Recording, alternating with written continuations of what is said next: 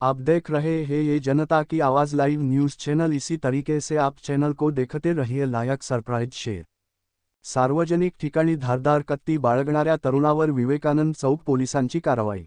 शस्त्र अधिनियमांतर्गत गुन्हा दाखल, धारदार लोखंडी कत्ती जप्त।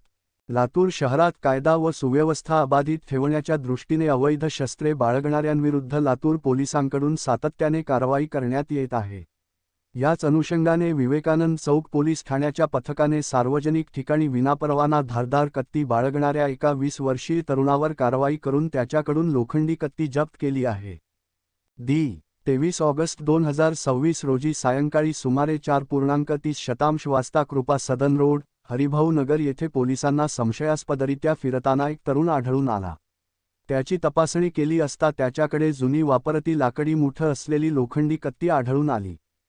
पोलिसांनी चौकशी केली असता संबंधित तरुणाकडे सदर शस्त्र बाळगण्याचा कोणताही वैध परवाना नसल्याचे निष्पन्न झाले। त्यामुळे ऋषिकेश भगवान सातपुते, वय 20 वर्षे, रा. पिंटू हॉटेल, लातूर याच्याविरुद्ध पोलीस ठाणे विवेकानंद चौक येथे गु. र.